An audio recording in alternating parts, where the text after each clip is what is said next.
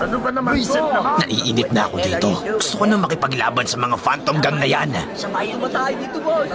Just give me my weapon, bro. I can kill that shit right now, man. Umahon po I kayo. can kill that shit. Hindi kami pwedeng maupo lang dito. Baka sabihin ng community mga wala kaming bitaw. Naiintindihan mo ba yon? Ano gusto mo gawin namin dito? Pagjakulan yung puwet mo? Putangit.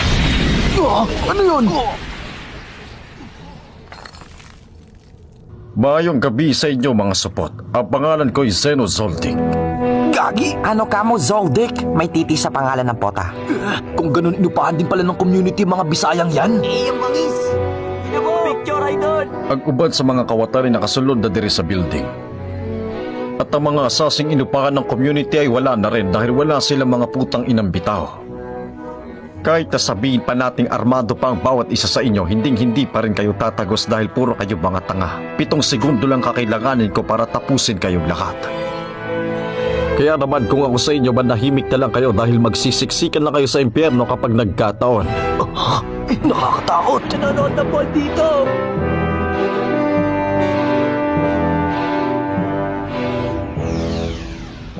Ano na? Murabag si John Wick ag style sa iyang pagpatay kay gisaksak magbulpin sa likod ba. Patay diretsyo, way na iwag ebidensya. Napakahusay na ganitong klase ng assassin. Lala. Kung ganon, gagamit na ako ng in. Ang teknik na yun ay para ka na rin bumembang ng 10 beses sa isang araw. Pero tangina effective naman, gagi. Sobra sa lawak at taas ang building na ito, tay. Ano, kaya pa ba? Ang kupal na to, ininsulto pa ako. Kahit triple pa na ganito, kaya ko, tanga. Shish, may asim pa rin talaga kahit gurang na eh, no? Pero minimum wage lang ang sasahurin natin dito kaya eagles pa rin.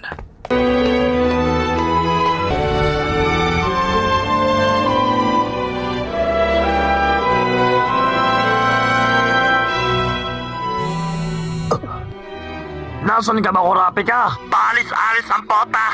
Rumor yan? Pasensya na po kayo, boss. Babalik na din po kagad ako. Kupal.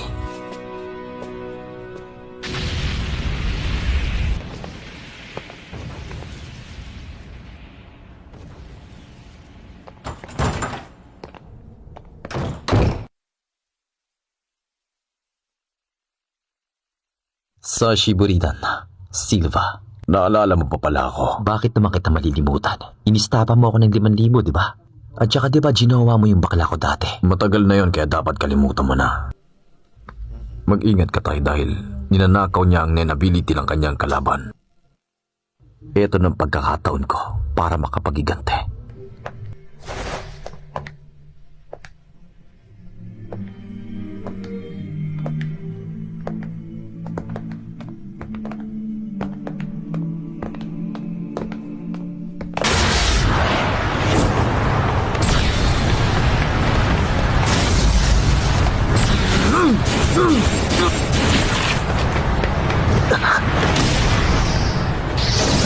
Hina!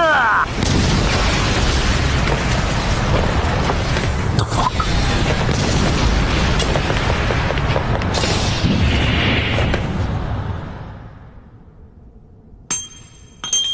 Ay, tangina. Ang hirap nito ah. Hindi ako basta nahihiwa ng patalim. Kaya siguradong espesyal ang kutsilyong ginamit niya at base sa korte na ay lason.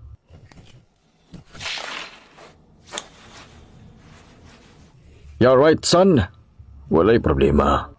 Walang problema baka mo. Isang patak lang ng laso na yan, siguradong kakain ka na rin ng diaper. Kawatan ka pala ng nenability ng iba. Masasabi kong specialist ka kung ganon. Tama ba? Pero para sa akin, wala ka pa rin bitaw dahil madali ka lang nahuli ng tomboy na si Kurapi ka.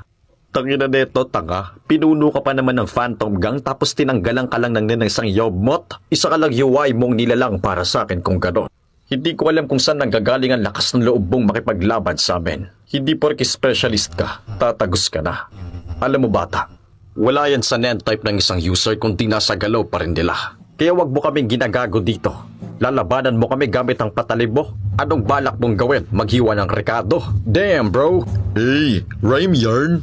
Napakabisa talaga ng mga bara mo tay. Pero nakikita ko magsiseryoso na siya.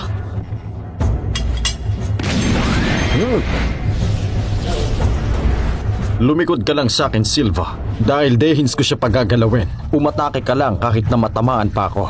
Kuha mo ba? Gupyatay.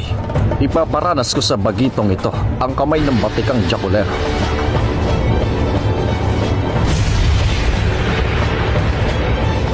Tinutodo niya ang kanyang oras sa kanyang kamay. Paniguradong isang malakas na atake ang kanyang gagawin. Kailangan kong mag-ingat. Dahil seryosohan pala ang gusto niyo, kung ganon, gagamit na ako ng alas.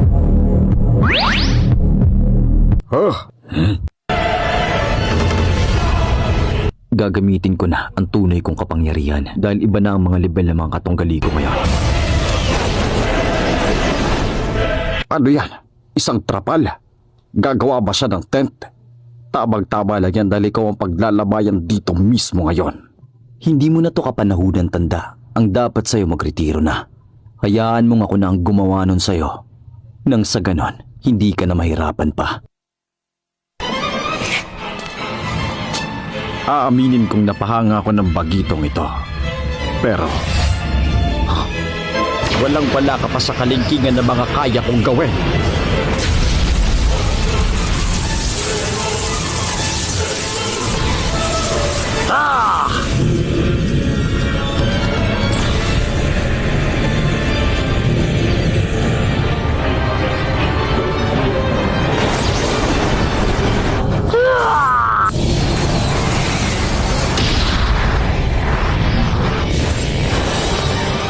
Dito di ay nakatago ang kanyang mga nin ability nga gikawat.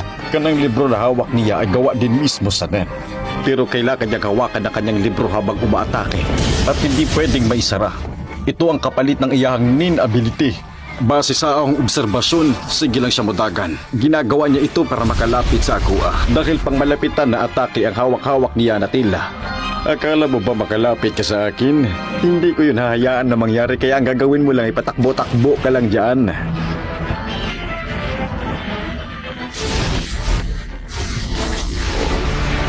Naunsa na, gikapoy na ka. Hindi ko to ititigil hanggat hindi ka maubusan ng stamina. Nakaka-bad trip ng matandang to. Hindi ako makalapit sa kanya. Kung ganon, wala na talaga akong magagawa kundi. Kapag sinara niya ng libro niya, hindi niya na magagamit ang nin ability na gipili niya ganiha. Pambihira din ang bilis ng kupal na ito. Kusugan niya muli kayo'y. Mabilisan niyang naiilaga ng atake ng tiguang. Pero sigurado na mabagal ka din. Pero napansin ko na mas lalo siyang bubilis at lumakas kumpara nung una kami nagharap. Gamay na lamang buanga ka, mahuhuli din kita, putang ina ka.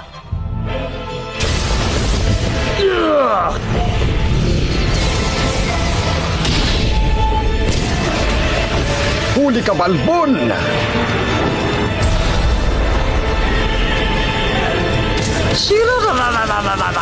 Ngayon na! Gawin mo na! Lumiliyab na kaliwang kamay. Lumiliyab na kanang kamay. Dusting Blaze of the Fighter Dragon. Ay mali, sa fairy tale pala yun. Chinoli!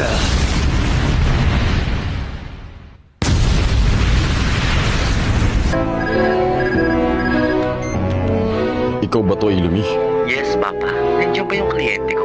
Oo, naadiri.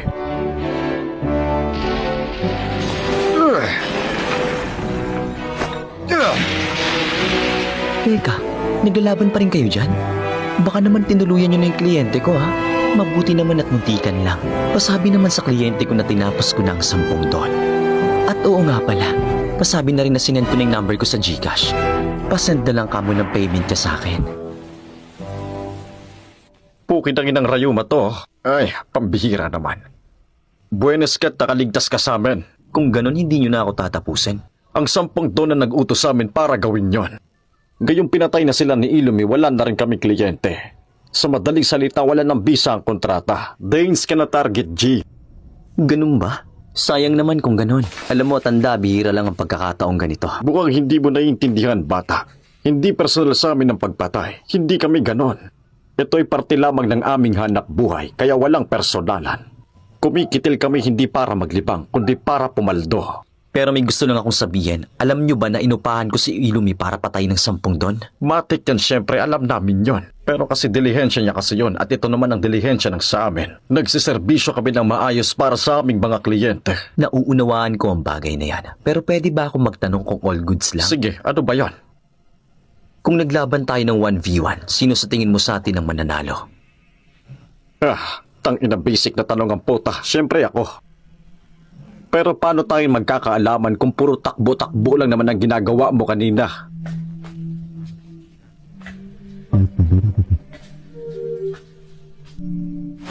Kapagod mag-dub, guys! Shoutouts! Sa mga nakafollow kay Smovie Dub,